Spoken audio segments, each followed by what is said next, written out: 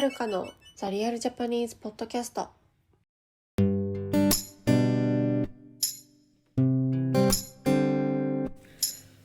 い、皆さんこんにちは。お元気でしょうか？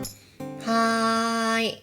前回ね、円安のお話ししたんですけれども、なんかたくさんの方結構聞いていただいたみたいでありがとうございました。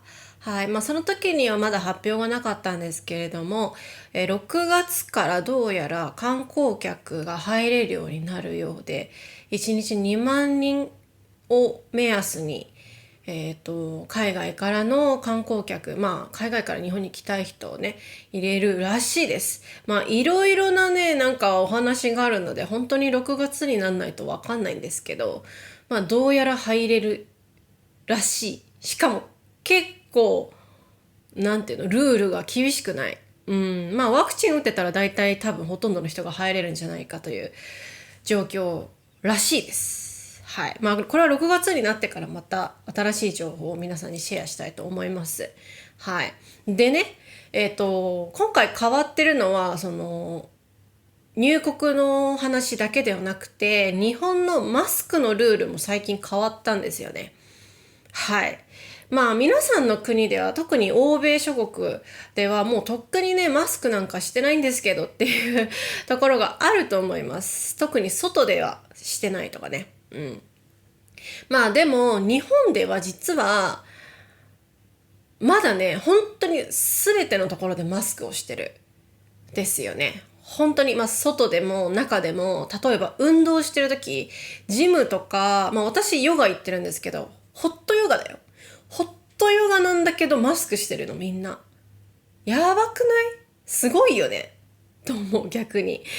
ホットヨガの私のそのスタジオは任意って書いてあるんですよ。マスクは任意でつけてくださいって書いてあるんですよ。任意っていうのは、あなたが決めてくださいってことですね。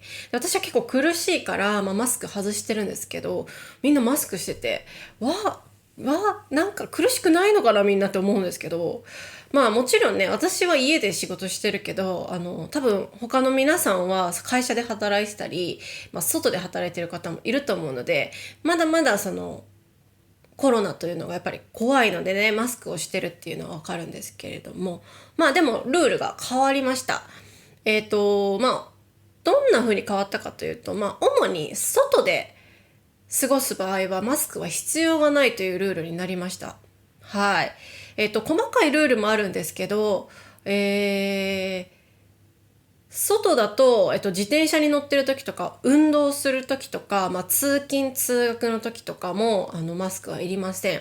ある程度人と距離を保っていたら、マスクは、必ず必要というわけではないというルールになりました。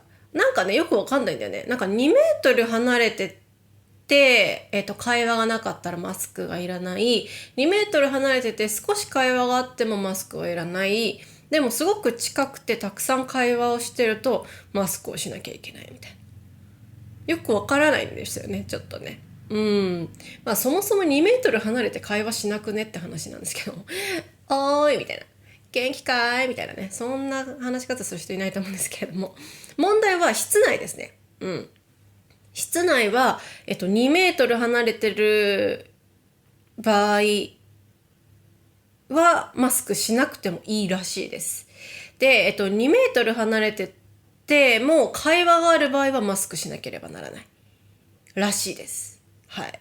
だから2メートル離れて会話をしてる状況ってどういう状況って話なんですけれども、簡単に言うと、外はマスクしなくてよくて、中は2メートル離れてて静かにしてたらマスクしなくていいみたいなね。はい。でも東京は無理じゃね？ 2 メートル離れてる室内ってそんなないからさ。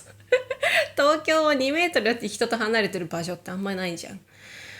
はい。でもこれはなんで変わったかというと、もう夏になりますよね、日本は。で、夏にマスクするの結構危ないじゃないですか、運動とか。で、子供たちとかもマスクしなきゃいけなくて、子供たちがマスクをするのは、なんていうの、なんていうの成長にも良くないらしくて、そうそうそう。で、危ないし、やっぱ運動もするので、部活とかある子もいるだろうしね。なので、マスクっていうのが主にね、その子供たち向けに変わったような感じみたいです。で、結構なんか学校でのね、それぞれルールができてるらしくて、私は全然知らないんだけど、はい。でも、今、外に出てて、マスクしてない人はいないです。ほぼ多分99%の人は、どこに行ってもマスクをしてます。はい。結局ね。多分ね、こういうルールがあってもほとんど変わんない気がするね。公園とか運動するときにマスクを外すようにはなると思うんだけど、普通に歩いてるときには、マスクをみんなするんじゃないかなと思う。っていうのも、日本ってやっぱり同調圧力っていうのが強いんですよ。同調圧力ってどういうことかというと、大多数の人がしてることを、一緒にしなければならない。みたいなことですね。例えばどんなことか言うと、同じ場所にいて10人の人がいるとすると、マスクしなくてもいいんだけど、その10人の中、例えば8人ぐらい、8人ぐらいがマスクしてたら、残りの2人はマスクしたくないと思っても、みんなと一緒じゃないといけないんじゃないかっていう気持ちになってマスクをする。これ同調圧力。一緒にならないといけないというプレッシャーですよね。はい。これもちろんどこのコミュニティにもあると思うんですよ。どこの国にもあると思うんですけど、日本はこれがかなり強い国ですよね。皆さんわかると思うんですけれども、はい。結構みんな同じに従うというのが日本人の特徴なんですけど、なので、マスクしなくてもいいよってルールになっても、みんながマスクしてたら多分外さないと思うんですよね。そうそう。だから、どうなんだろうね。でもマスクの新しいルールに関しても賛否両論らしくて、はい。そりゃそうだと思います。だって、マスクするしないが問題じゃなくて、コロナが怖いか怖くないか。怖いか怖くないかというか、違う。コロナになるならないの問題じゃない。コロナを防ぐか防がないかの問題になるから、やっぱりまだまだコロナに対してはね、怖いという気持ちはもちろんあるので、ちょっとマスクを外したくないっていう人も半分ぐらい。で、マスクをもういらないっていう人が半分ぐらいいるようなので、日本ではね、こういう新しいルールができるみたいですけれども、まだちょっとマスクは必須。絶対に必要なものになると思います。はい。なのでこれから日本に来る方っていうのは必ずマスクは、離さずに持ち歩くことをお勧めします。はい。で、夏になるのでね、言葉をちょっと汚くすると、クソ暑いんですね、日本の夏は。もうクソ暑いんですよ。なので、もし日本に来る方っていうのは、布マスクではなくて、紙マスクの方がいいです。汗かくんで。はい。紙マスクをおすすめします。はい。皆さんの国はいかがでしょうか、マスクのルール。私も外に出るときは必ずマスクをしますけど、でもなんかハイキングするとか、夜あんま人がいないところで歩くっていうときはたまに私はちょっと外したりしますね。はい。こういうのは、国が決めるルールももちろん大切なんですけれども、一人一人のそのコロナに対する意識が大事になると思うので、周りがやってるやってない関係なく、ご自身がマスクをしたいと思えばすればいいし、したくないと思うんだったらしなければいいと私は思います。はい。ね。皆さんの最近のコロナの状況とかね、教えていただけたら嬉しいです。はい。最後にワクチンのお話なんですけど、日本のワクチンはだいたい3回目はみんな終わったのかな。はい。私も3回目を接種しました。で、4回目の接種が昨日ぐらいに始まったらしいんですけど、4回目の接種は、医療従事者、お医者さんとか看護師さん、あとは介護士とか、あとはお年寄りの方を中心に打つらしくて、私は打つ予定はないです。はい。このワクチン問題もね、どうなるかわかんないよね。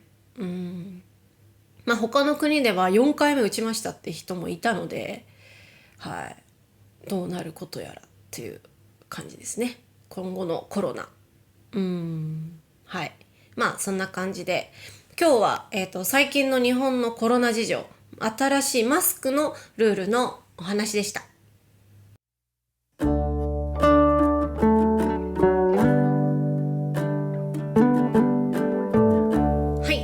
今日話した話、またトランスクリプトを作りますので、私のウェブサイトをチェックしてみてください。なんだっけ、シャドーイングコース、たくさんの方お申し込みいただきありがとうございました。まだ少し募集したいなと思ってるので、もし興味ある方はぜひ、お申し込みお待ちしております。はい、みんな頑張ってるね。結構やっぱみんなでもちゃんとシャドーイングできてて、なんか素晴らしいです。はい、素晴らしいと思います。はい、頑張ってください。で、あと Twitter、Instagram、YouTube こちらのフォローもお願いいたします。あと Patreon こちらのメンバーも募集しております。はい。ちょっとね、最近そのシャドーイングコースが始まったのもあって、レッスンもちょっと増えて、あともうすぐでもカナダに行くんですよ、私は。だからカナダの準備もあるので、ちょっと最近 YouTube あんまり作れてないんですよね。本当申し訳ない。で、ゲームライブもめちゃくちゃしたいんですよ。てかゲームしたいのね。でもちょっとね、数が少なくなっちゃうかもしれない。最近マジでゲームあんましないし、アニメ見てないのよ、私。本当に。今期のアニメ、2022年春のアニメ今やってますけど、全然見てない。そう、スパイファミリーと、パリピ孔明はエピソード3第3話ぐらいまでは見た。だけどそっから見てなくて、あともう一つ出会いもんっていうアニメも見たいんですけど見れてないんだよね。あちゃーって感じ。はい。まあでもね、全然先なんですけど、今年の10月、秋のターンですね。秋のターンの時に私の大好きなアニメモブサイコ100のシーズン3が出るらしいんですよね。もうね、ありがとうアニメ会社さんありがとう。本当に待ってた。もうね、楽しみです、10月が。はい、モブサイコ大好きなんだよね。私モブサイコ何回も見てるんだよね。何が好きかって言われたら、もうちょっとこれエンディングだから深く話さないんだけど、またね10月が近づいたらもっと話したいと思います。はい。あとは10月にもう一つ楽しみなアニメがあって、ブルーロックっていうサッカーアニメが始まるようです。はい。原作は漫画であるんですけど、結構なんか今までのスポーツアニメとはまたちょっと違うような、結構頭を使うような、なんていうの、スポーツアニメっぽくて結構面白そうですね。はい。ブルーロック楽しみにしております。はい。皆さんぜひね、最近見たアニメで私おすすめがあればぜひ教えてくださいね。はい。もう感動的にもう頭にビビッとくるアニメを私は探してるんですけど、最近あんまなくて。はい。ということで、また次回急に終わりまた次回さようなら。